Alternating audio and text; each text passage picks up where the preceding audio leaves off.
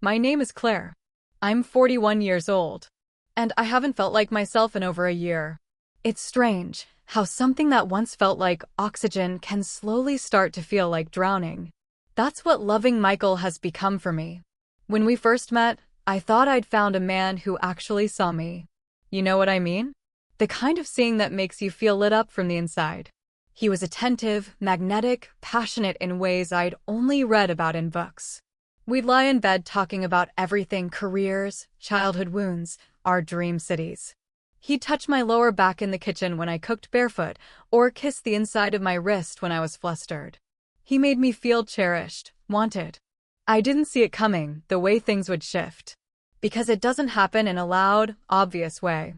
It happens in whispers, in forgotten glances, in the pause before a kiss that never quite lands, in the way your bodies begin to move out of sync. Now, when Michael wraps his arms around me from behind while I'm folding laundry, it's like my skin stiffens before I can stop it. His touch is familiar, but it doesn't feel safe anymore. It feels expected. Like a routine. Sometimes he kisses the back of my neck, and instead of melting, I tense. And then I hate myself for tensing. We've been together for 8 years.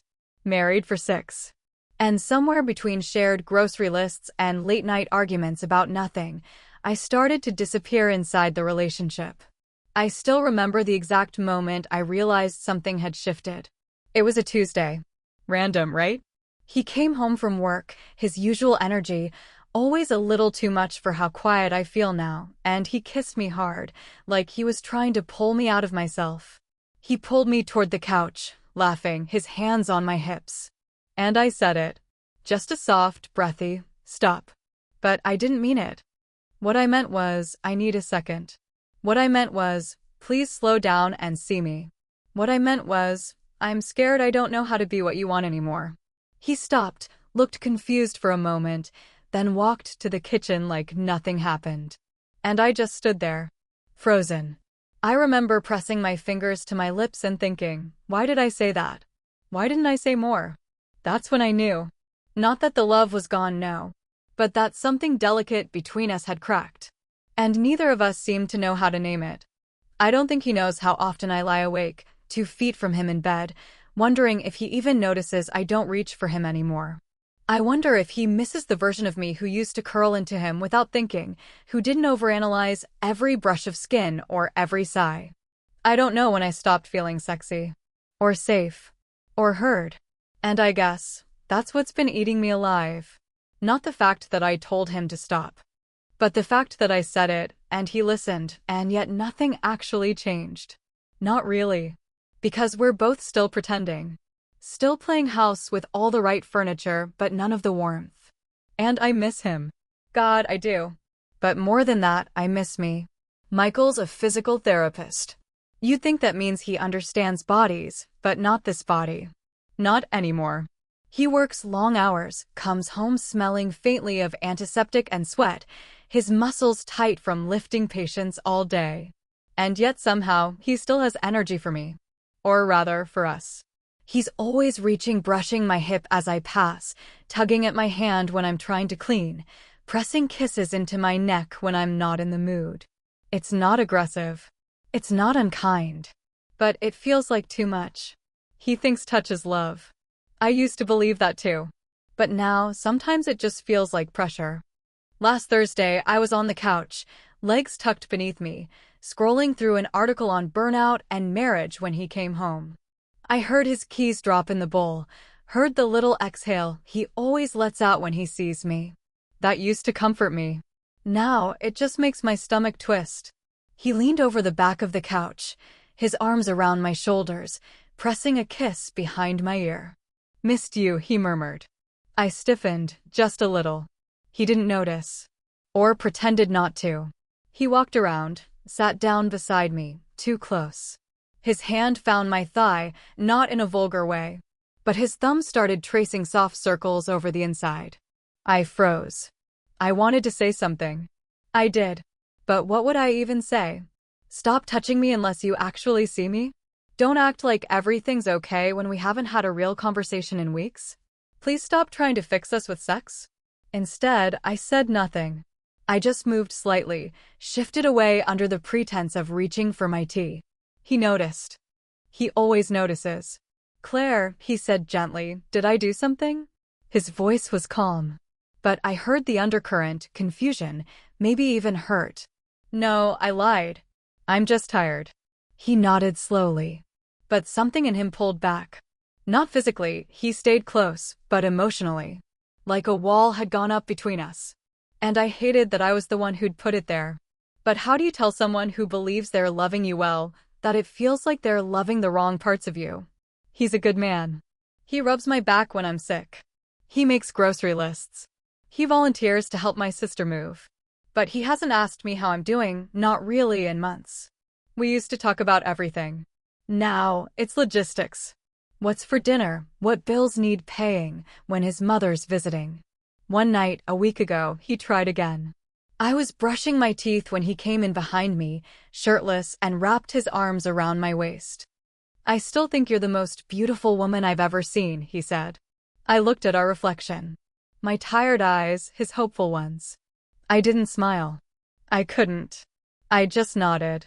"Thanks." He kissed my neck again. His hands slid lower. And I said it again. "Michael, can you not right now?" He stopped immediately. Stepped back. No sigh, no complaint, just silence. And somehow, that hurt more than if he'd fought me on it. Because that's the thing, when you keep pushing someone away, even when you don't mean to, they eventually stop reaching. That night, we climbed into bed on opposite sides. I watched him fall asleep with his back turned to me. I wanted to touch his shoulder. To whisper, "It's not you, it's me, but it's also kind of us." Instead, I just stared at the ceiling, counting the quiet cracks in our marriage. We weren't yelling. We weren't fighting. But we were losing each other, one silent night at a time. It's not that I don't love Michael. That's what makes this so hard. I still want him, just not the way he thinks. I want connection. Tenderness. A pause. I want him to see me before he touches me. But every time he tries, I feel like a wall goes up in me. And I hate that I'm the one building it. Last night, he came home early. He'd picked up sushi, my favorite, from the place we used to go to every Friday night when we were dating. He even remembered to get the ginger dressing I like. I felt a flutter in my chest when he handed me the bag. A flicker of us. But it didn't last. We ate on the couch, something playing in the background. I couldn't tell you what. I kept glancing at him, wondering if I should say something about how I've been feeling, about the distance that's growing between us like a fog. But every time I opened my mouth, I swallowed it back down. And then, like always, he reached for me. Not suddenly, not aggressively, just a hand resting on my knee, thumb moving slowly. He leaned in and kissed me. His mouth soft, familiar. But my body didn't respond. My lips moved, but my mind was screaming, "Not yet. Not like this, I need more than this," and I pulled away. Just slightly.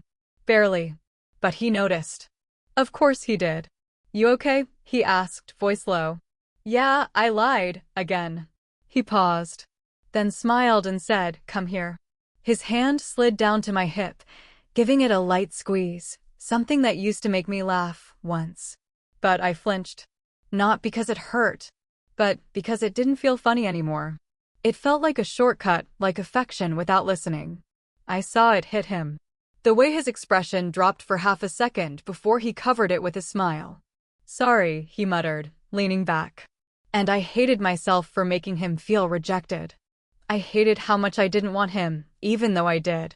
It's confusing. It's exhausting. I can't explain it. He initiates touch like it's a language. But I can't speak it anymore without context. Without warmth. Without us. Later, when we got into bed, he tried again.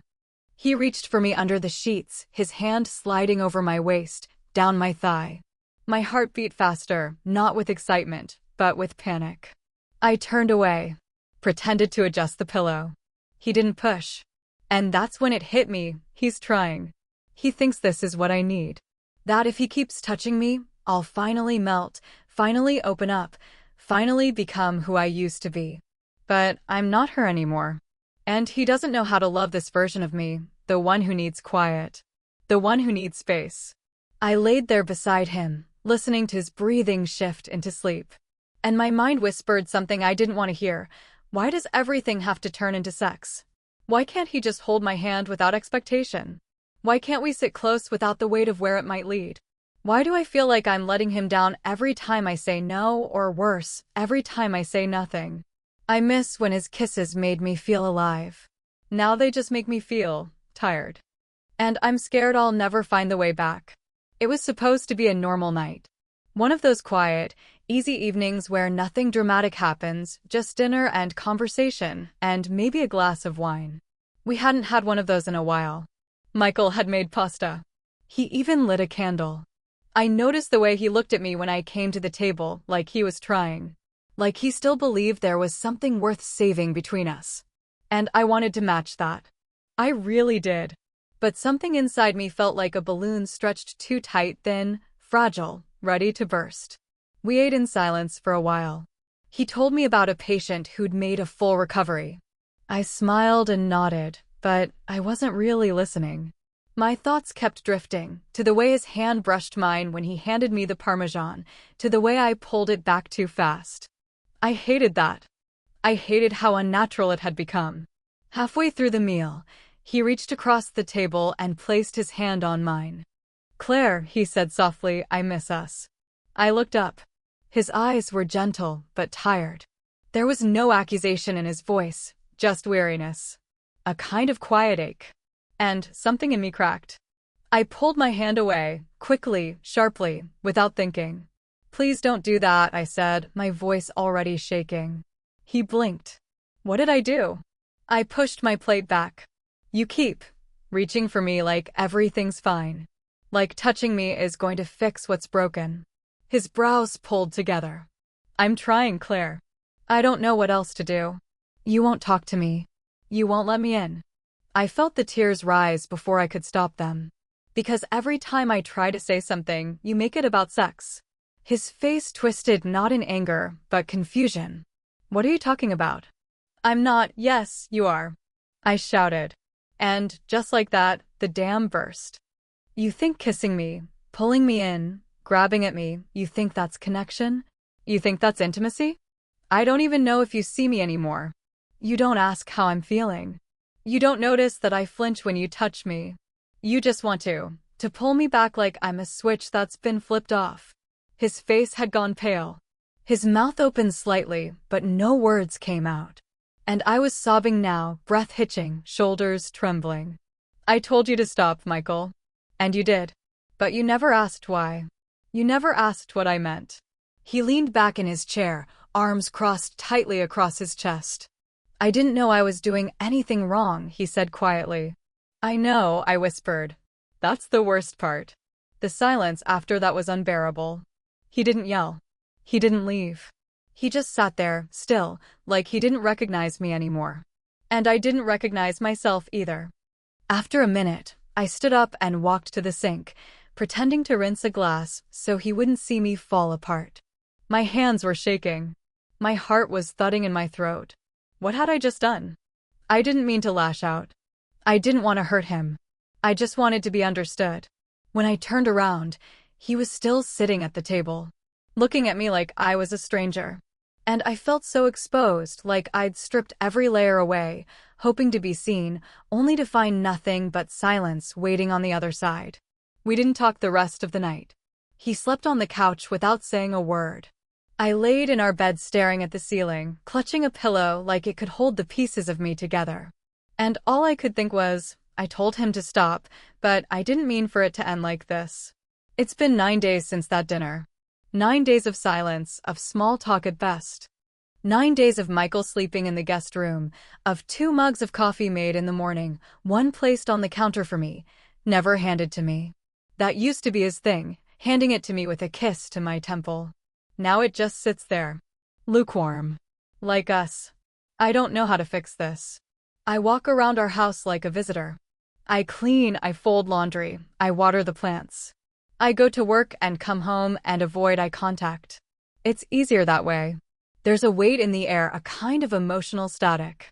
And I know I put it there. But I'm not the only one who's disappeared. Michael has too. He still does the dishes after dinner. He still feeds the dog. He still locks the doors at night. But he doesn't ask how I slept. He doesn't try to touch me. He doesn't even say goodnight.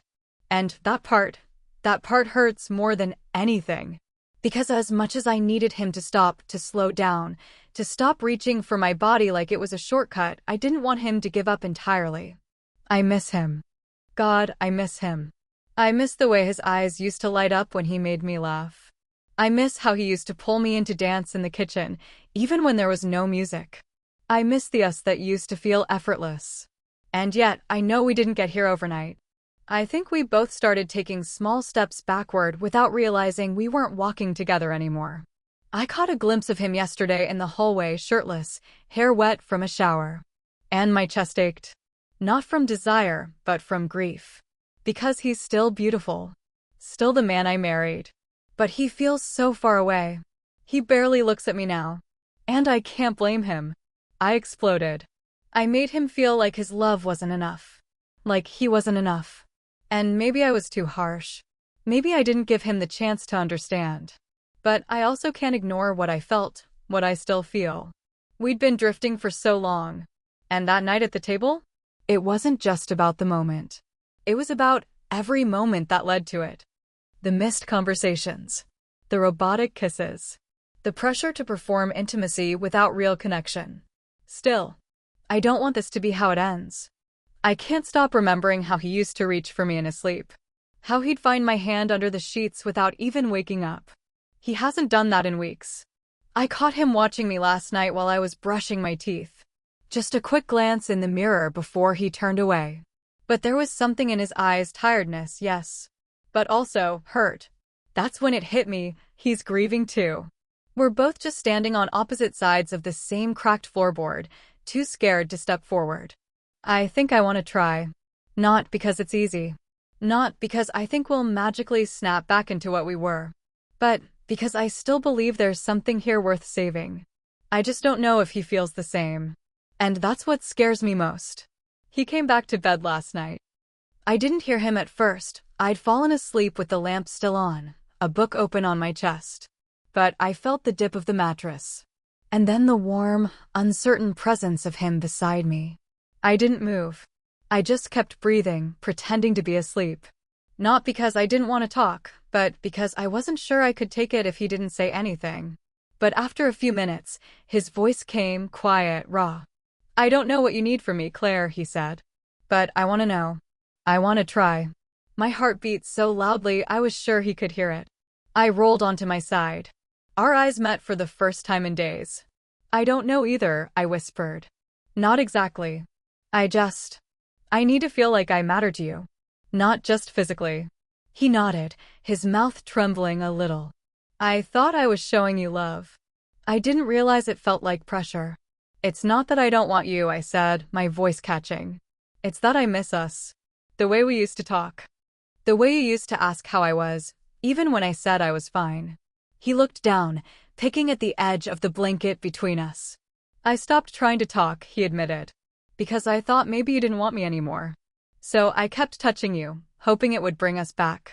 We both sat in that space for a moment, not healed, not fixed, but open. He reached out slowly, like he was asking permission without words. I nodded. His hand settled gently over mine. No expectation. Just contact. And for the first time in a long while, it didn't feel like too much. It just felt human.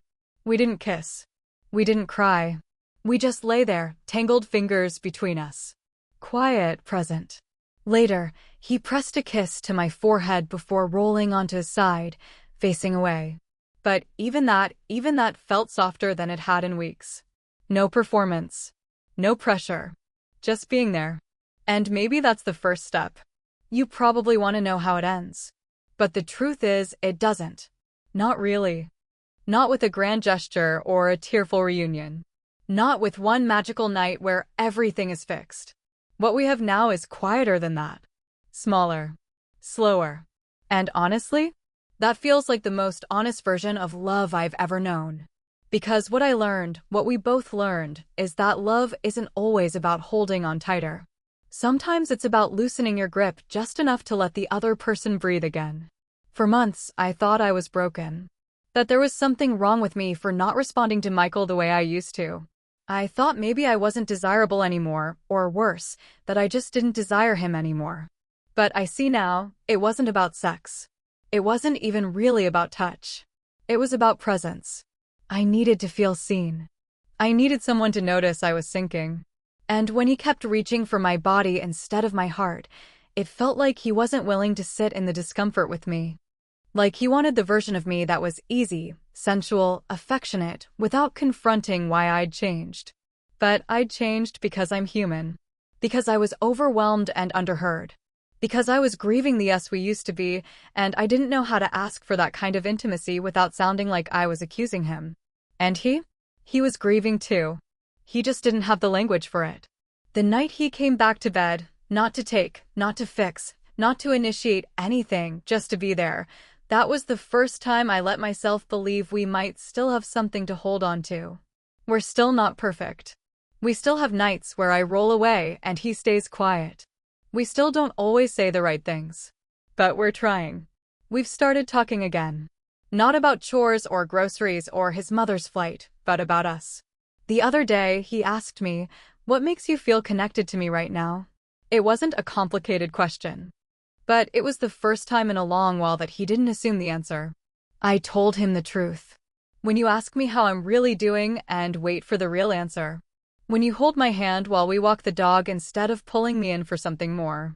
When you touch me with no expectation, just presence. He nodded. He didn't get defensive. He just listened. And later that night, he reached for me again, not sexually, but slowly, his palm open on the sheets between us. And I reached back. That's what it looks like now. Two people reaching. Not perfectly, but honestly. If you're in that space, if you've ever said stop and meant help, I want you to know this. You are not broken for needing more than physical affection. You are not cold for not responding on cue. You are not failing because you can't make it feel good on demand. Desire is complicated. Intimacy is layered.